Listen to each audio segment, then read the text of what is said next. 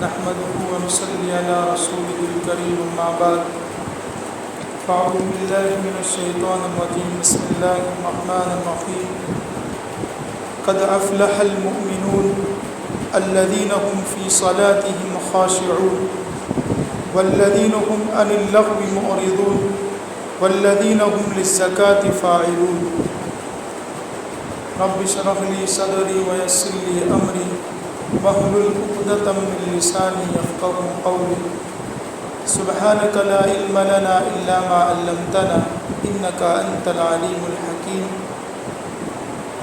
اللهم صل على سيدنا محمد وعلى آل سيدنا محمد وبارك وسلم اللهم صل على سيدنا محمد وعلى آل سيدنا محمد وبارك وسلم اللهم صل على سيدنا محمد وعلى آل سيدنا محمد وبارك وسلم. محترم دوستوں اور بزرگوں، ایمان کے بعد سب سے اہم عمل اگر کوئی ہے تو وہ نماز ہے. سب سے پہلا درجہ ایمان کا ہے اور ایمان کے بعد اعمال میں سے اہم ترین عمل نماز ہے. اور آج ہم سب کو نماز ہی سے غفلت ہے. باقی اعمال کا تو کچھ امت میں شوق بھی ہے لیکن نماز کا شوق بہت کم ہے. کوئی صدقہ دے دیتا ہے، کوئی کسی کی دعوت کر دیتا ہے، ہدیہ کسی کو دے دیتا ہے، کوئی ذکر کی فضیلت سن لی کوئی جملے کی تو اس کو پڑھ لیتا ہے، دوسرے وظائف کر لیتا ہے، لیکن نماز سے بہت غفلت ہے. حضرت شیخ رحمۃ اللہ علیہ نے فضائل نماز پر یہ جو فضائل اعمال میں جو لکھا ہے، ان میں قرآن کی روایت آیت جمع کی، پھر احادیث جمع کیے، ان میں نماز پڑھنے پر کیا فضائل ہیں، نماز نہ پڑھنے پر کیا وعید ہیں، پھر نماز کو جماعت کے ساتھ پڑھنا کتنا ضروری ہے اور بغیر جماعت کے پڑھنے والے کے لیے کیا وعید ہے، پھر نماز پڑھنے والے بھی بغیر خشوع خضوع کے جو نماز پڑھنے والوں کے لیے ہے ان کے لیے کیا وعید ہے، خشوع خضوع کے ساتھ نماز پڑھنے والوں کے لیے کیا فضائل ہے، ان سب کو حضرت نے اس میں جمع کیا ہے. ان میں یہ تیسرا باب قائم کیا ہے خشوع خضوع کے بیان کہ نماز میں خشوع خضوع کتنا ضروری ہے. اس لیے تو قرآن کریم میں ایک جگہ پر اللہ تعالیٰ نے ارشاد فرمایا ان الصلاۃ تنہی عن الفحشاء والمنکر. نماز کی صفت بیان فرمائی، نماز کی ایک خاصیت اور ایک تاثیر بیان فرمائی. دنیا میں جتنی بھی چیزیں ہیں ہر چیز کی کوئی نہ کوئی تاثیر ہے. دنیاوی مادی جتنی بھی چیزیں ہیں اس کی کوئی نہ کوئی تاثیر ہے. شکر ہے، منہ میں آدمی شکر ڈالے گا تو منہ کیسا ہوگا؟ میٹھا. یہ شکر کی تاثیر ہے، اس میں صفات ہے میٹھا پن کی. لیمبو منہ میں ڈالے گا تو منہ میں کیا آئے گا؟ کھٹاس، کیونکہ لیمبو کے اندر کھٹاس کی تاثیر اللہ نے رکھی. ایسی ہر چیز میں ایک نہ ایک تاثیر ہے. جیسے چیزوں میں اللہ نے تاثیر رکھی ہے ایسی اعمال کی بھی تاثیر ہے. تو نماز کی تاثیر کیا ہے کہ اگر نماز حقیقت والی اور جاندار نماز بن جائے تو اس نماز کی صفت اور نماز کی تاثیر یہ بیان فرمائی ان الصلاۃ تنہی عن الفحشاء والمنکر کہ بے شک نماز بے حیائی اور بری باتوں سے روکتی. یہ نماز کی تاثیر ہے کہ اگر زندگی میں صحیح طریقے پر خشوع خضوع والی نماز اگر جاندار بن گئی تو یہ نمازی کی زندگی میں سے بے حیائی کو آٹومیٹک نکلوا دے گی. یہ نماز ہی خود نکلوائے گی، نماز کی تاثیر ہی. اس لیے ہمیں اپنی نماز پر خشوع خضوع نماز بنے، اس کی خوب محنت کرنی چاہیے. حضرت لکھتے ہیں بہت سے لوگ ایسے ہیں جو نماز پڑھتے ہیں اور ان میں سے بہت سے ایسے بھی ہیں، نماز پڑھنے والوں میں بہت سے ایسے بھی ہیں جو جماعت کا بھی اہتمام فرماتے ہیں، جماعت کے ساتھ نماز کے عادی، کوشش کرتے ہیں کہ جماعت کے ساتھ نماز پڑھے، لیکن اس کے باوجود ایسی بری طرح پڑھتے ہیں کہ وہ نماز بجائے اس کے ثواب و اجر کا سبب ہو، ناقص ہونے کی وجہ سے منہ پر مار دی جاتی ہے۔ کتنی بڑی بات ہے۔ جماعت کے ساتھ نماز پڑھی ہے، اہتمام کے ساتھ آدمی مسجد میں آ رہا ہے، جماعت کے ساتھ پڑھ رہا ہے، لیکن نماز جو پڑھ رہا ہے وہ بری طرح پڑھتا ہے، تو بری طرح پڑھنے کی وجہ سے اس نماز پر اس اجر ثواب ملتا تو کیا، بجائے وہ نماز اس کے منہ پر مار دی جاتی۔ کتنی افسوس کی بات ہے کہ آدمی محنت کرے اور وہ محنت اللہ کے دربار میں قبول نہ ہو۔ کون نہ پڑھنے سے یہ بھی بہتر ہے۔ ایک آدمی بالکل نماز نہ پڑھے اور ایک بری طرح بھی پڑھ لیتا ہے، تو نہ پڑھنے کے مقابلے میں بری پڑھنے والا بھی کچھ اچھا ہے، لیکن بہرحال ایک محنت کر رہا ہے، نماز پڑھ رہا ہے اور وہ اللہ کے دربار میں قبول نہیں ہو رہی، منہ پر پھینکی جا رہی ہے، منہ پر ماری جا رہی ہے، تو پھر ہمیں اپنی نماز کی طرف توجہ دینی چاہیے، کیونکہ نہ پڑھنے کی صورت میں جو عذاب ہے وہ بہت زیادہ سخت ہے، اور اس صورت میں یہ ہوا کہ وہ قابل قبول نہ ہوئی اور منہ پر پھینک کر مار دی گئی، اس پر کوئی ثواب نہیں ہوا، لیکن نہ پڑھنے میں جس درجہ کی نافرمانی اور نحوست ہوئی وہ تو اس صورت میں نہ ہوئی۔ البتہ یہ مناسب ہے کہ جب آدمی وقت خرچ کرے، کاروبار چھوڑے، مشقت اٹھائے، تو اس کی کوشش کرنا چاہیے کہ جتنی زیادہ سے زیادہ وزنی اور قیمتی پڑھ سکے اس میں کوتاہی نہ کرے۔ کوشش کرے کہ میں اپنی نماز کو جاندار بناؤں، اپنی نماز کو میں ایسے بناؤں کہ اللہ کے دربار میں یہ نماز قبول ہو جائے، یہ نماز اللہ کے دربار میں قبول ہو جائے، ایسی نماز پڑھے۔ اس لیے کہ حق تعالیٰ شانہ کا ارشاد ہے، وہ قربانی کے بارے میں ہے مگر احکام تو سارے ایک ہی ہیں۔ یہ آیت جو آگے لکھی ہے وہ آیت قربانی ابھی قریب میں آئے گا، بقرعید کا موقع، اس میں ہر ایک قربانی کرتے ہیں، تو قربانی کے موقع کے اوپر اللہ نے یہ آیت اتاری ہے، لیکن اس قربانی میں بھی اللہ کو جو مقصود ہے اور قربانی سے اللہ تعالیٰ جو چاہ رہے ہیں وہ سارے اعمال میں وہ چیز مطلوب ہے، تو اس کو سامنے رکھتے ہوئے حضرت نے یہ آیت لکھی، یوں لکھا قرآن کریم میں اللہ فرماتے ہیں لَن يَنَالَ اللَّهَ لُحُومُهَا وَلَا دِمَاؤُهَا وَلَكِنْ يَنَالُهُ التَّقْوَى مِنْكُمْ۔ اس کا ترجمہ یہ ہے، نہ تو حق تعالیٰ شانہ کے پاس ان کا گوشت پہنچتا ہے نہ ان کا خون۔ قربانی میں ہم جب قربانی کرتے ہیں تو جانور کا خون کہاں گرتا ہے؟ زمین پر گر جاتا ہے، اور گوشت کہاں جاتا ہے؟ گوشت ہم کھا جاتے ہیں، تو نہ گوشت اللہ کو پہنچتا ہے نہ خون اللہ کو پہنچتا ہے، تو پھر اللہ نے قربانی کا حکم دیا تو اللہ کے دربار میں کیا چیز پہنچتی ہے؟ نہ گوشت پہنچا نہ خون پہنچا تو اللہ کے دربار میں کیا پہنچتی ہے؟ تو کہا نہ گوشت پہنچتا ہے نہ اس کا خون، بلکہ اس کے پاس تو تمہارا تقویٰ پہنچتا ہے۔ اللہ کے دربار میں اس قربانی کے نتیجے میں جو چیز اللہ کے پہنچتی ہے وہ تقویٰ کا مطلب وہ اخلاص پہنچتا ہے۔ جس نیت کے ساتھ، جس جذبے کے ساتھ، جس اخلاص کے ساتھ تم قربانی کر رہے ہو، یہ تمہارا اخلاص، یہ تمہارا تقویٰ، تمہارے اللہ کی رضا کے لیے کام کرنا، یہ چیز اللہ کو پہنچتی ہے۔ بس جس درجہ کا اخلاص ہوگا اسی درجہ کی مقبولیت ہوگی۔ تو قربانی میں بھی یہی ہے، سب عمل میں بھی یہی ہے کہ کسی بھی عمل کے وقت جتنا تقویٰ ہوگا، جتنا اخلاص ہوگا اور اللہ کو راضی کرنے کے لیے وہ عمل کرے گا تو وہ اللہ کے دربار میں قابل قبول بنے گا۔ حضرت معاذ رضی اللہ عنہ ارشاد فرماتے ہیں کہ حضور اقدس صلی اللہ علیہ وسلم نے جب مجھے یمن کو بھیجا تو میں نے آخری وصیت کی درخواست کی۔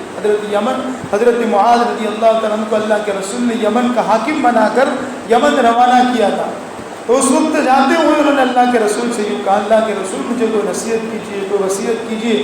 تو اس وقت آخری وصیت جو اللہ کے رسول نے حضرت معاذ رضی اللہ عنہ سے فرمائی، وہ یوں فرماتے ہیں کہ حضور صلی اللہ علیہ وسلم نے ارشاد فرمایا کہ دین کے ہر کام میں اخلاص کا اہتمام کرنا، یہ وصیت فرمائی کہ جو بھی دین کا کام کرو، جو بھی اعمال کرو، اخلاص سے کرنا، اخلاص کا اہتمام کرنا۔ پھر فرمایا کہ اخلاص سے تھوڑا عمل بھی بہت کچھ ہے۔ آدمی اخلاص کے ساتھ ایک تھوڑا سا عمل کرے لیکن یہ اللہ کے دربار میں قبول ہو گیا تو یہ تو بہت بڑا عمل ہے۔ حضرت ثوبان رضی اللہ عنہ کہتے ہیں کہ میں نے حضور صلی اللہ علیہ وسلم کو یہ فرماتے ہوئے سنا اخلاص والوں کے لیے خوشحالی ہو. حضور نے اخلاص والوں کے لیے فرمایا کہ اخلاص والوں کے لیے خوشحالی ہو کہ وہ ہدایت کے چراغ ہیں. ہدایت کے چراغ یعنی جو آدمی کی زندگی میں اخلاص کی صفت آ گئی, اللہ کو راضی کرنے کا جذبہ اس کی زندگی میں آ گیا, تو یہ فرمایا یہ اخلاص سے کام کرنے والا شخص ہدایت کا چراغ ہے. کیا مطلب ہدایت کا چراغ ہے؟ یعنی جیسے چراغ دیوا بتی جس کو ہم کہتے ہیں, پہلے زمانے میں گھروں میں مٹی کے تیل سے جلائی جانے والی ایک دیوا بتی ہوتی تھی, جس میں مٹی کا تیل ڈالا جاتا تھا اور اس میں کپڑے کی یا جو ہے اندر سے کپڑا ڈال کر کے اس پر جلایا جاتا تھا.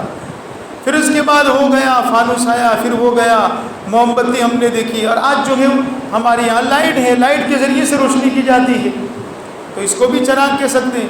مطلب چراغ کے جلانے سے گھر میں روشنی ہوتی ہے, اندھیرا ختم ہوتا ہے اور روشنی اور اجالا ملتا ہے. اسی طرح مخلص آدمی, اخلاص سے کام کرنے والا, اللہ کی رضا کے جذبہ کے ساتھ کام کرنے والا آدمی کا یہ ہدایت کا چراغ ہے, اس کے ذریعے سے ہدایت پھیلتی ہے. جیسے چراغ کے جلانے سے روشنی پھیلتی ہے, مخلص آدمی کے ذریعے سے, اس کے عمل کے ذریعے سے ہدایت لوگوں میں عام ہوتی ہے. اس لیے ہم دیکھتے ہیں کہ اکابرین اور اولیاء کرام کی محنتوں سے کتنے لوگوں کو ہدایت مل جاتی ہے, کتنے لوگ راہ راستہ بنا جاتے ہیں, کتنے لوگ شرابی, کبابی, بڑے بڑے گنہگار جو ہیں ان کی زندگیوں میں ان کے پاس جانے سے, ان کی صحبت میں بیٹھنے سے, ان سے ملنے سے ان کی زندگی کا رخ بدل جاتا ہے. تو کہ کیا ہوا کہ یہ ہدایت کے چراغ ہیں, ان کی صفت اخلاص کی وجہ سے اللہ نے ان کو ہدایت کا چراغ بنا دیا ہے کہ ان کے ذریعے سے لوگوں کو ہدایت ملتی ہے.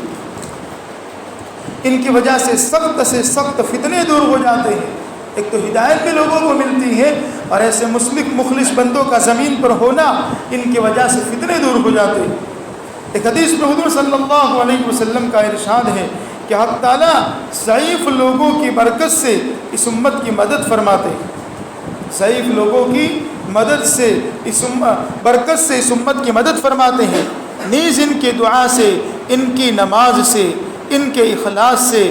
نماز کے بارے میں اللہ جل شانہ کا ارشاد ہے فویل للمصلین الذین هم عن صلاتهم ساہون الذین هم یراؤون. سورہ معون کی یہ چند آیتیں ہیں, اس ہمیں یاد ہے, یہ سورت ہم نماز میں پڑھتے بھی ہیں. اس میں یوں اللہ تعالیٰ نے فرمایا بڑی خرابی ہے ان لوگوں کے لیے جو اپنی نماز سے بے خبر ہیں. فویل للمصلین, نمازیوں کے لیے بڑی خرابی ہے, نماز پڑھنے والوں کے لیے. لیکن کیسے نماز پڑھنے والے؟ جو اپنی نماز ہی سے بے خبر ہیں. نماز تو پڑھتے ہیں لیکن کہ نماز میں خشوع خضوع نہیں ہے, نماز پڑھتے ہوئے بھی وہ غافل ہے. اس لیے صحابہ کے بارے میں نہیں آیا کہ وہ بازاروں میں ہوتے تھے, لیکن ان کا دل کہاں ہوتا تھا؟ مسجد میں. ان کا دل مسجد میں ہوتا تھا. اور آج ہمارا حال, ہم مسجد میں ہوتے ہیں, ہم نماز میں ہوتے ہیں, لیکن ہمارا دل بازار میں ہوتا ہے, ہمارا دل کاروبار میں ہوتا ہے, دل نماز میں نہیں ہوتا. تو یہ ایسے نمازی اپنے نماز ہی سے بے خبر ہیں, اپنے نماز ہی سے غافل ہیں. تو ایسے نمازوں کے لیے فرمایا بڑی خرابی ہے ان لوگوں کے لیے جو اپنی نماز سے بے خبر ہے, جو ایسے ہیں کہ دکھلاوا کرتے ہیں. یعنی ظاہرت میں نماز پڑھ رہے ہیں, لوگ تو یہ سمجھتے ہیں کہ صف اولیٰ کے پابند ہے, یہ مصلی پر کھڑے ہیں, یہ خشوع خضوع کے ساتھ نماز پڑھ رہے ہیں, لیکن وہ اپنی نماز کے اندر تو اپنی نماز سے بے خبر ہونے کی وجہ سے ظاہر میں لوگوں کو یوں دکھلایا جا رہا ہے کہ نمازی ہے, لیکن اللہ کے دربار میں یہ بھی نمازی ہے. اللہ کے دربار میں ان کے لیے تو بے خرابی, بربادی ہے ان کے لیے. بے خبر ہونے کی بھی مختلف تفسیریں کی گئی ہیں. ایک تو یہ کہ وقت کی خبر نہ ہو, قضا کر دے. یعنی نماز وقت کے اندر پڑھی تو کیا, قضا کر لی تب بھی کیا, اتنے نماز سے غافل ہے. نماز کا وقت چلا جائے بعد میں قضا کر لیتے ہیں. دوسری تفسیر یہ لکھی ہے کہ متوجہ نہ ہونا, ادھر ادھر مشغول ہو, جیسے ہمارے حال ہے کہ نماز تو پڑھتے ہیں لیکن نماز میں توجہ نہیں ہوتی ہے, ادھر ادھر ہمارا توجہ بھٹکتا رہتا ہے, ہمارا دھیان ادھر ادھر بھٹکتا رہتا ہے. تو ایسے لوگوں کے لیے ہلاکت ہے. تیسرے یہ کہ یہی خبر نہ ہو کہ کتنی رکعتیں ہوئی, رکعت ہی سے غافل ہو جاتا ہے آدمی. دوسری جگہ منافقین کے بارے میں اللہ تعالیٰ کا ارشاد ہے وَإِذَا قَامُوا إِلَى الصَّلَاةِ قَامُوا كُسَالَىٰ يُرَاءُونَ النَّاسَ وَلَا يَذْكُرُونَ اللَّهَ إِلَّا قَلِيلًا۔ اور جب نماز کو کھڑے ہوتے ہیں تو بہت کاہلی سے کھڑے ہوتے ہیں۔ منافقین کے بارے میں کہ جب نماز پڑھنے کے لیے کھڑے ہوتے ہیں تو بہت کاہلی اور سستی کے ساتھ کھڑے ہوتے ہیں، صرف لوگوں کو دکھلاتے ہیں کہ ہم بھی نمازی ہیں، لوگوں کو دکھلاتے ہیں کہ ہم بھی نمازی ہیں، اور اللہ کا ذکر نہیں کرتے مگر بہت تھوڑا سا۔ آج ہمارا حال بھی کچھ ایسا ہی ہے، نماز میں کھڑے ہوتے جاتے ہیں لیکن نماز میں اذکار نہیں پڑھتے، یا پڑھتے ہیں تو دل میں پڑھ لیتے ہیں، ذہن میں قرات چلتی ہیں۔ میں نے ایک مسئلہ بتایا تھا رمضان میں کہ سری قرات کے بارے میں یہ مسئلہ لکھا ہے، آہستہ قرات جس کو کہا جاتا ہے، ان میں اتنی آواز کے ساتھ قرات کرنا کہ ان حروف کی آواز نکل کر اپنے کان تک پہنچے، پڑھنے والا خود پڑھے اتنی آواز سے کہ وہ آواز اس کی کان تک پہنچے تو یہ قرات سمجھی جائے گی اور اس کی نماز صحیح ہوگی۔ اور اگر نماز میں ذکر، قرات، تحیات، درود شریف وغیرہ جو کچھ ہے اذکار، اس کو پڑھتا ہے لیکن نہ ہونٹ ہلتا ہے، نہ ہونٹوں سے کچھ بنبناہٹ جیسی آواز نکلتی ہے، تو یہ نہ قرات صحیح ہوتی ہے نہ اذکار صحیح ہوتا ہے۔ اللہ ہم سب کو معاف فرمائے اور صحیح کامل نماز ہمیں نصیب فرمائے۔ ایک جگہ چند انبیاء علیہ السلام کا ذکر ارشاد فرمایا فخلف من بعدهم خلف اضاعوا الصلاة واتبعوا الشهوات فسوف يلقون غیا۔ بس ان نبیوں کے بعد بعض ایسے ناخلف پیدا ہوئے، نبی دنیا سے گئے، ان کے بعد کچھ ایسے ناخلف لوگ پیدا ہوئے جنہوں نے نماز کو برباد کر دیا اور خواہشات نفسانیہ کے پیچھے پڑ گئے۔ خواہشات نفسانیہ کے پیچھے یعنی نفس جیسا چاہتا ہے، نفس جس کی طرف نفس چلتا ہے، نفس ہی پر چلتے رہے، نفس ہی کی مانتے رہے اور نفس میں جو باتیں آئیں اسی پر عمل کرتے رہے۔ اس لیے نفس کو قرآن کی ایک آیت میں فرمایا افرأیت من اتخذ الہہ ہوا، کہ اے نبی جی آپ نے دیکھا اس شخص کو جس نے اپنے خواہشات ہی کو اپنا رب بنا لیا، اپنے خواہشات ہی کو اپنا رب بنا دیا، یعنی خواہش کی مانتا ہے، رب کی نہیں مانتا، خواہش کی مانتا ہے۔ تو نبی کے بعد ایسے لوگ پیدا ہوئے جنہوں نے نماز کو برباد کیا اور خواہشات نفسانیہ کے پیچھے پڑ گئے، سو ان قریب آخرت میں خرابی دیکھیں گے۔ آج تو دنیا تو چل رہی ہے بہت اچھی، ان غفلتوں کے ساتھ بھی اللہ کا ضابطہ یہ نہیں کہ اللہ اچانک کسی کو نہیں پکڑتا، بلکہ اللہ تعالیٰ نے تو قرآن کریم میں ایک ایسا زبردست آیت نازل فرمائی ہے فَلَمَّا نَسُوا مَا ذُكِّرُوا بِهِ فَتَحْنَا عَلَيْهِمْ أَبْوَابَ كُلِّ شَيْءٍ، کہ جب ہم نے ان کو جو احکام دیے تھے، جو دین دیا تھا، اس سے غفلت میں زندگی گزارنے لگے تو ہم نے ان کو پکڑا نہیں، ان کی دنیا چھین نہیں لی، ان کا کاروبار کمزور نہیں کر دیا۔ فتحنا علیہم ابواب کل شیء، ہم نے تو ان پر آسمان کے ہر دروازے کھول دیے۔ ایک دکان تھی، لو دو لے لو، دو تھی تین لے لو، ایک کاروبار تھا دوسرا کاروبار لے لو۔ اللہ دنیا چھینتا نہیں ہے، اور یہ تو بڑا زبردست امتحان ہے، یہ تو بڑا زبردست امتحان کہ آدمی دین سے غافل ہوتا جائے اور اسے دنیا ملتی چلی جائے۔ اللہ کہہ رہا ہے فتحنا علیہم ابواب کل شیء، ہر چیز کے دروازے کھول دیے، لو یہ لو یہ لو یہ لو۔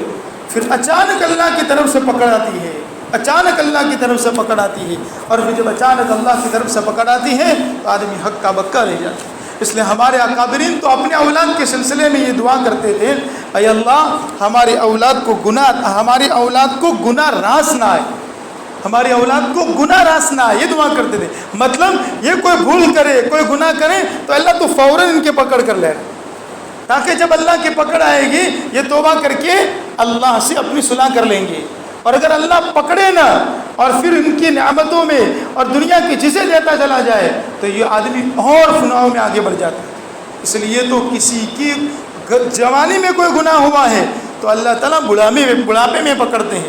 جنید بغدادی کا خادم سفر میں جا رہے تھے اور سفر کے دوران ایک نوجوان خوبصورت، ابھی جن کے چہرے پر داڑھی نہیں نکلی تھی، بعض لڑکا ہوتا ہے لیکن شکل جو ہے خوبصورت ہوتی ہے، ان کو مراہقہ کہا جاتا ہے، اگر ان کو بھی شہوت کی نظر سے کوئی دیکھے تو بھی گناہ۔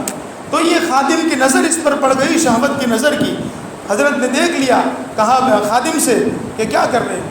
تو انہوں نے تعمیر کی، خادم نے کہ نہیں حضرت پہ اللہ کی قدرت پر غور کر رہا ہو، اللہ نے کتنا خوبصورت چہرہ بنایا، لیکن نظر شہوت کی تھی، اللہ والے خاموش ہو گئے۔ جو لکھا کہ 20 سال کے بعد، یہ گناہ کیے ہوئے کتنے سال؟ 20 سال ہو گئے، 20 سال کے بعد وہ خادم حافظ قرآن تھا، 20 سال کے بعد قرآن بھول گیا، 20 سال کے بعد قرآن بھول گئے۔ اس لیے ہمارے اکابرین کہتے ہیں اللہ سے یہ سے تمام گناہوں سے توبہ مانگو۔